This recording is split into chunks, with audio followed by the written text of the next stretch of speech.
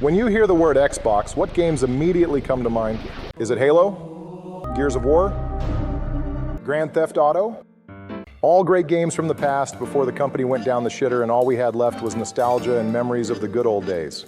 But today, let's go all the way back to the original Xbox, which launched on November 15th, 2001 in North America. At the time, Microsoft was already a massive computer company, but it was becoming increasingly worried about its competition with Sony. Sony was trying to position the PlayStation 2 as more than just a gaming console, a device that could connect to everything and potentially make the PC less important, as Microsoft was afraid Sony might actually pull it off and threaten its core business in computers. Or maybe Microsoft just got jealous watching Sony jump into the gaming industry, make a shitload of money, and decided they wanted a piece of the pie too. Still, the PlayStation 2 had already been out since 2000, so Sony had a massive head start, with tons of players already owning the console and a growing library of games. Dude, what are some of these PlayStation ads and posters? Some of this stuff looks demonic as hell. Jesus, Joe, stay on the fucking script. Fine, either way, whatever the hell the reason was, on November 15th, 2001, just 2 months after Bush fucked up, out came the Xbox. But you gotta remember, back then, Microsoft wasn't walking into an empty market. There was a shitload of competition. And you already had the PlayStation 2 dominating the scene. You had the Sega Dreamcast still hanging around despite Sega basically preparing its funeral. And finally, you had the GameCube rising up to take the Nintendo 64's place as Nintendo's next big console. Yeah, at this point, we had ourselves a full-blown console war, but how the hell was Microsoft, the new guy in town, supposed to compete with Sony, Nintendo, and Sega? Simple, the games. And there was one game in particular that changed everything. Citizens of the world, we are in deep doo-doo. Aliens. There's a lot of them, and they're meanies. Halo became a massive success. Xbox started gaining ground, and Microsoft officially forced its way into the console war. But here's the thing, you probably already know Halo. Combat evolved.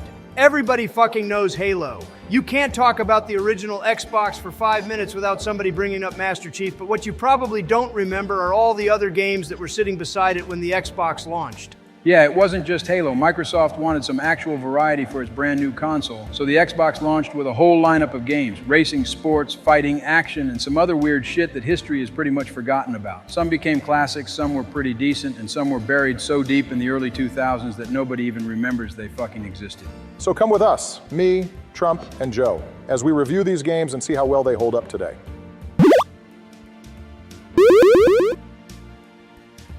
First things first, this isn't related to Batman, by the way. Oh, that sucks. So it's just a normal racing game? Close to it. As weird as the name Project Gotham Racing sounds, it was an Xbox exclusive racing game, and unlike most racing games where your only objective is getting first place, this game actually rewarded you for how you drove. What, you get bonus points for hitting pedestrian? Jesus Christ, Joe, no. No, Joe, the game had something called the kudos system, where you earned points for drifting, overtaking cars, and generally driving with style.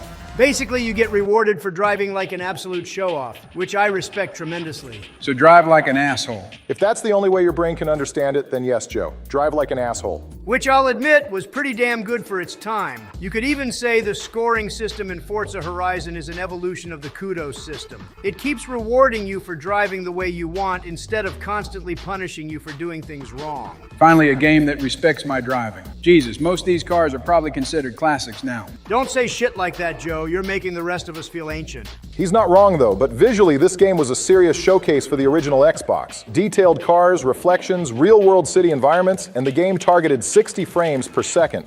I'll say this, I don't really enjoy racing games, but Project Gotham Racing was considered one of the best racing games of its time. Even with all the competition back then, it held its own pretty damn well. Speaking of which, let's talk about the cars, because you've got 29 of them in this game. Only 29? Joe, it's 2001. Unlike some other racing games, you don't start out driving some miserable middle-class soccer mom crapmobile. Even the lower-tier cars are pretty damn nice. And they look fantastic too. You've got everything from the little Mini Cooper S all the way up to something like F430 and F50.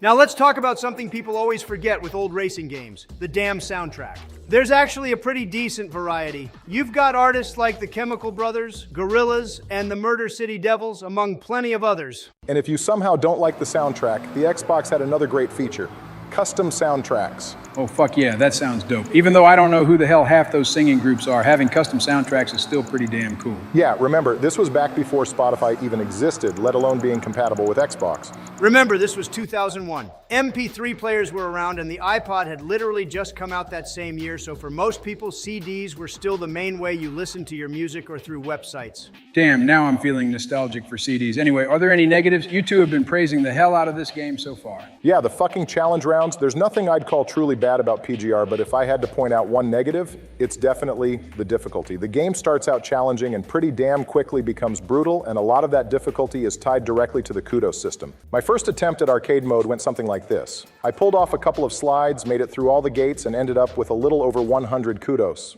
The only problem was that I needed 400 just for a measly bronze medal and 1,200 for the gold. No way in hell will I ever be able to do that. And that's not even the worst of it. Somewhere around the 5-hour mark, this game just decides it's done being nice and absolutely lays the smackdown on you. The CPU drivers suddenly buckle down and get ridiculously hardcore, and to be fair, they don't cheat, they're just fucking good. Challenge mode gets brutal, and the amount of kudos you need to get through arcade mode starts getting completely insane.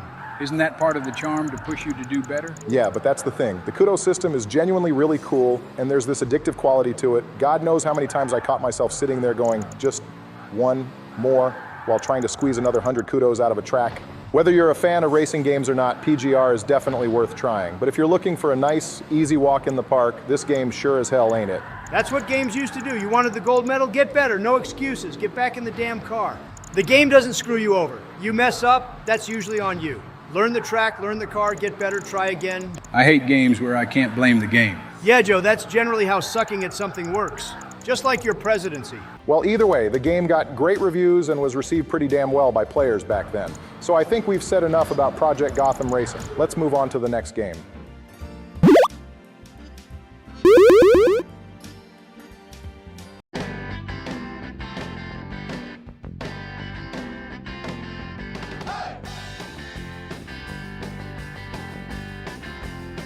Ah yes, Shrek, one of America's greatest cultural icons. Of course you say that. You're built like him and you act like a damn ogre. Very original, Joe, except Shrek's actually in shape compared to you. Motherfucker, you're one green paint job away from a DreamWorks lawsuit. What's actually crazy is that this was one of the first of many Shrek games we'd eventually get. And this one launched alongside the original Xbox in 2001. So technically, Shrek was one of the faces of Xbox. I don't know if I'd go that far. Think about it, Barack. He's green. Xbox is green. It makes perfect fucking sense. Joe, that's not branding. That's a fucking preschool color matching exercise. Anyway, despite being a movie tie-in, the game doesn't actually retell the movie. It's supposed to take place after the first film and acts as a continuation of Shrek's story. So what's the plot? What the hell is Shrek doing now? Well, Joe, apparently Princess Fiona has been kidnapped again this time by the evil wizard Merlin, who's holding her inside the Dark Tower Fortress of Pure Evil. Pure evil? That's seriously what it's called? Yeah, apparently Merlin has also covered the surrounding lands in this magical fog, and apparently the only way Shrek can get rid of it is by traveling around and performing good deeds. His wickedness. Only by performing good deeds will you be able to push back the fog and find Merlin's tower. This book of good deeds, bound in the finest leather-like material, will guide you to goodness. And if you jump into my magic mirror, I will teleport you to the places where good deeds are required. Tell you what, meet me over at the training grounds and I'll get you ready for your trip. Wait, Shrek has to perform good deeds. Yes, have you been paying attention? We're fucked. Trump hasn't done a good deed once in his entire life. Oh, fuck off, Joe. I've done plenty of good deeds. I just make sure there are cameras around when I do them. I love the part in the original movie where Shrek says, "It's ogring time," sprints into Merlin's castle at Mach 5, saves Fiona, and teaches all the fairy tale creatures valuable life lesson. That might honestly be true. Jesus, look at him run. And yet, you'll never be him, Trump. What the fuck does that supposed to mean? You don't have the layers. Jesus Christ. Also, I noticed Shrek hasn't said a single damn word. Yeah, the game company definitely cheaped out on the voice acting. There are a few characters who actually talk, but they're all pretty damn bland. I am seeing a lot of the Super Mario 64 school of game design in this game. Yeah, it's basically taking that 3D collectathon platformer formula and trying to build a Shrek game around it. Doesn't sound too bad. Until you start moving the damn camera. And even putting that aside, the gameplay itself is incredibly basic. You go somewhere, do a few chores, move on to the next area, do some more chores, and repeat the same shit over and over again.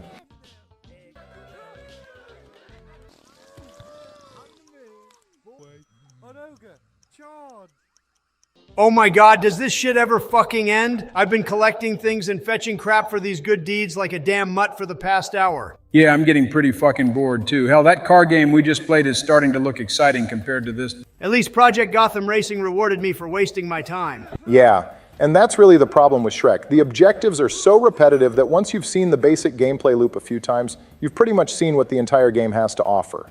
And even when you finally reach Merlin's castle, don't expect some huge payoff. There isn't even a real boss fight. Merlin just stands there shooting shit at you. You manage to hit him once, and that's basically it. Merlin, where the fuck are you, you wizard bastard? There you are. Taste this, you pointy hat prick. Making me work like a goddamn congressional intern doing everybody else's paperwork. Consider yourself officially deported from the fucking swamp.